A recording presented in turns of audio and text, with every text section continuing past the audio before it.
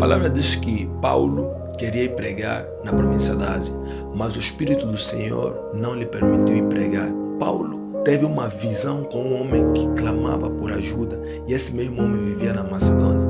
Então Paulo e Silas foram até a Macedônia, e a palavra diz que eles iam orar para um lugar. Então certo dia, na sua hora de oração, eles se dirigiam até aquele lugar. Só que existia aí uma jovem que era adivinha, ela era escrava. Os seus donos ganhavam dinheiro com as adivinhações que ela fazia. Então ela começou a confirmar o chamado de Paulo e Silas, dizendo que verdadeiramente esses são homens de Deus. Paulo sabia que o que ela falava era verdade, mas a fonte de onde vinha aquelas revelações era uma fonte falsa. Ele olhou firmemente para os olhos dela e repreendeu sobre aquele espírito automaticamente abandonou ela. Só que os donos, aquela mesma escrava, não ficaram alegres e denunciaram Paulo e Silas, dizendo que esses judeus estão aqui influenciando certas coisas em nosso meio. Então Paulo e Silas foram surrados, foram colocados na prisão. Mas só que Paulo e Silas tinham um objetivo. Eles têm um propósito, que é ir orar ao seu Deus. Eles têm um propósito de ir adorar ao seu Deus quando se encontraram com essa mesma escrava. Paulo e Silas viram, se atrapalhar a nossa oração da tarde, já não vão atrapalhar a nossa oração da madrugada. Pois não é muito sobre o lugar, mas é sobre o propósito, sobre a vontade, sobre nossos corações e sobre a elevação das nossas vozes, para assim nós buscarmos o nosso Deus.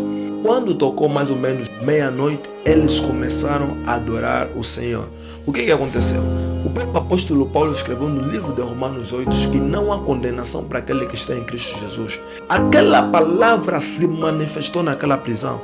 Quando eles começaram a invocar o Deus da liberdade na pessoa de Cristo Jesus, eles começaram a adorar, começaram a louvar, começaram a bater palmas com cânticos. A liberdade se manifestou naquele lugar. As correntes começaram a se romper.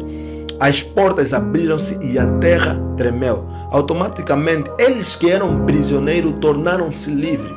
E aqueles que eram os carcereiros que estavam livres a lhes controlar que se tornaram prisioneiros. Então, um daqueles carcereiros, pensando que os prisioneiros haviam fugido, pega a espada para se matar. Mas Paulo e Silas gritaram bem alto que não faça isso, nós estamos aqui, nós não fugimos. Aquele homem foi, se ajoelhou e perguntou para Paulo: o que é que eu posso fazer? O que é que eu devo fazer para servir esse Deus, para adorar esse Deus? Na verdade, este homem, esse carcereiro, que se ajoelhou, se prostrou diante de Paulo, era aquele mesmo homem que Paulo viu na visão. Aquele homem que pediu ajuda a Paulo, quando Paulo queria ir pregar na província da Ásia. Vê que há um mistério muito grande, que para que uma alma fosse liberta e para que o poder de Deus se manifestasse, para que aquilo servisse de testemunho na vida daquele que clamava por socorro, Paulo e Silas tiveram que ser surrados, Paulo e Silas tiveram que ser colocados na prisão, para que eles mostrassem que verdadeiramente, ainda se nos colocarem na prisão, o nosso Deus em Cristo Jesus é da liberdade e Ele vai nos manter livres. Não mude o teu propósito por causa da circunstância. Se o teu propósito é adorar Deus, não importa aonde estás, adora a Deus com toda a sua força, adora a Deus em espírito e em verdade. Paulo e Silas não se preocuparam com o local, eles simplesmente se preocuparam com o propósito. Paulo e Silas não se preocuparam se estavam na prisão ou não,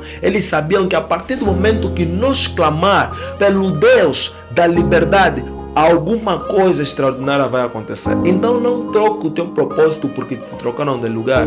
O lugar não influencia nada. O lugar obedece à dimensão do chamado. O lugar obedece à dimensão do propósito. Se o propósito é adorar o Deus que liberta cativos, então nós somos livres. E essa mesma liberdade se manifestou na vida de Paulo e Silas. Aqueles mesmos homens que surraram Paulo e Silas, o carcereiro que estava no lado daqueles homens que surraram Paulo e Silas, foi o mesmo carcereiro que levou Paulo e Silas para sua casa, alimentou eles e cuidou das mesmas feridas. Com isso eu quero dizer, não se revolta contra as pessoas que se levantaram contra ti, porque no meio das pessoas pessoas que se levantaram contra ti, há pessoas que precisam de ajuda, há pessoas que Deus te mostrou na visão, mas para que você alcance aquelas pessoas, há necessidade de você estar na prisão, há necessidade de você entrar em lugares que nunca pensaste entrar, pois é naquele lugar onde aquela pessoa se encontra. Tens que entrar numa prisão para libertar cativos, porque automaticamente